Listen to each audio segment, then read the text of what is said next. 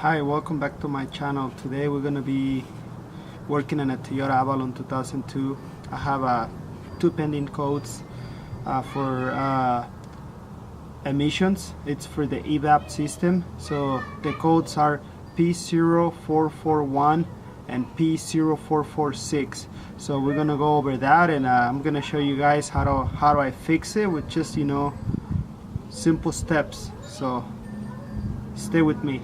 Okay, so we're going to do some diagnostic. Like I said before, I have a Evap system problems for emissions. So I have two pending codes. One is for P0440. It's referred as evaporator emission system, and the second one it's P0446. It's also for evaporative emission system bank control circuit. So we're gonna go over that, and I'm gonna show you guys how do I fix this car. So basically, when you have problems in the air system, you want to inspect before you go any further in your diagnostic. You want to do a visual inspection before you start taking things apart, taking connectors, sensors out, and so what you want to do first is inspect all your vacuum lines. So all these vacuum lines and your throttle body, and see all these lines here, this is vacuum lines, Evap right here. You want to check this as well. Make sure they're not cracked. Make sure they don't have a hole on it. So check all this. Once you check all your hoses, your air hoses, here on the engine compartment, once you secure all the air hoses, all your vacuum lines, they're inspected, not cracked, not ripped, or they might be disconnected.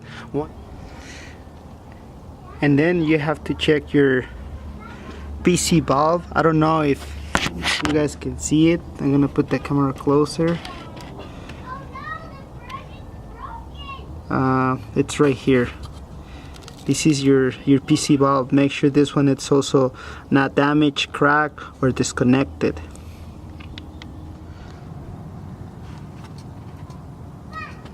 Okay, I'm here with my multimeter, and I'm just doing this just to show you guys. So this is how I fix my car, right? Like any car. But I came, so once I inspect everything over there, when I did the visual inspection, and I figured like the problem was not a vacuum line leaking air or crack or damage, then I proceeded to the next step and start testing all the connectors. So what it came in my mind first is like, you know what, I'm gonna check the canister, this BCS solenoid right here. So I was like, I'm gonna test this connection, the electrical connections. So what I'm gonna do with my voltmeter, what I did is, just hook these two lines right here. So let me show you in a minute.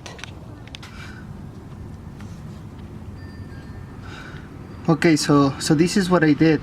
So I came, I set my multimeter and volts and checked the electrical connection, make sure it was working, and I plugged this over here, and I was reading, and it's supposed to read in some voltage. So right now it's reading zero voltage, like there's no voltage through this connector. So the first thing that came in my mind, okay, well, if this thing is not receiving any voltage, of course this solenoid right here, it's not doing the work. So it's not working, and I knew that was the problem. I'm like, okay, so this is my problem here. So I don't have to replace the canister. I don't have to spend so much money or buy solenoids or other stuff. So I like, okay.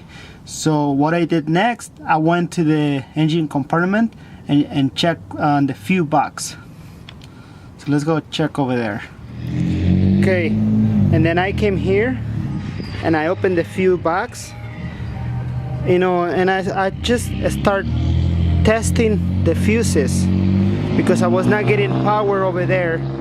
I wasn't sure, so and I didn't know which was the fuse related to the Evap system. So I figured, you know, I'll start testing all, you know, the fuses, and this is what I did, right?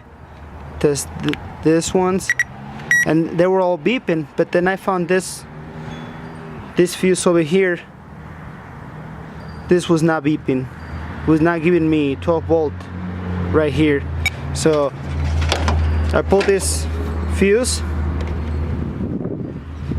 took it out, inspect it, and I don't know if you guys can see it, but this one was blowing, so it was not good. So I got happy when I found the fuse, and then I put it and then I put a new one. I put a new one back and went back under the car and the canister and test for voltage. And then once I put my the fuse, replace the bad fuse for a new fuse, I did the same testing, and look at that. Now I got voltage. I got 2.9 volts here. So right there I knew I fixed the problem, and that fuse was my problem. And this is the fuse on the box. This is the fuse that I replaced. This one right here, 7.5 amps, and it's EFI number 2. I wasn't sure what that means, but I knew that was for the Evap system. That was for the canister. So, and then because there's not really a description, and this car came with without the car's manual, so it was kind of hard for me to understand what that what is that fuse about.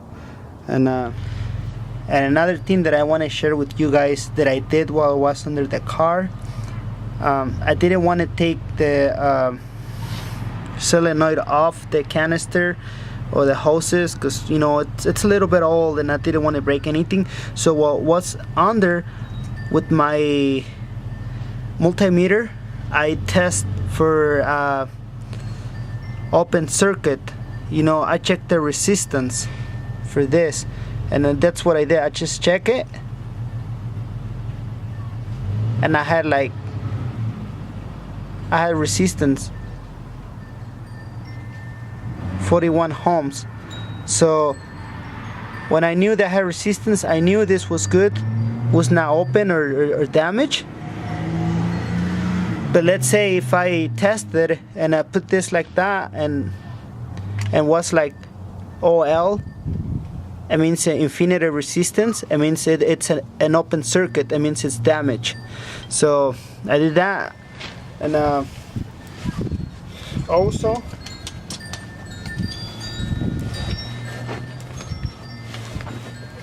this is supposed to do like a click sound when it's working. I connect 2 leads like this on each side because I didn't have enough a wire long enough that can go from the battery all the way under the car. I grab a battery like this, something like that, and I apply voltage to the sensor. So I hook it like this, and it's supposed to make a click.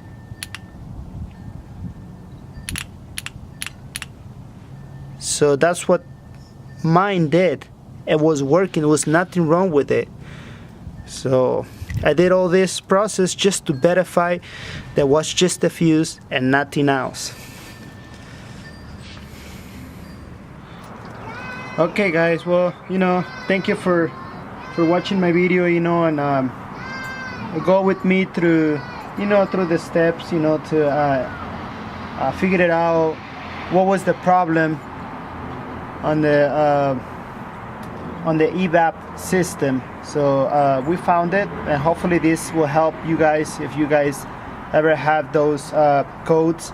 So I apologize. In the beginning of the video I said I had a pending code for P0441, and that's not what I meant. I meant P0440, and the other code was P0446. Those are the two pending codes that was having on this car, but you know, I fix it and check the fuse. You know, that fuse, it's the one that goes to the connectors that connects to the canister solenoid.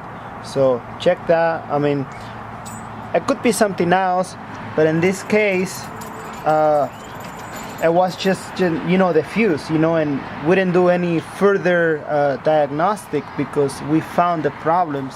Alright, thanks for watching, and see you next time.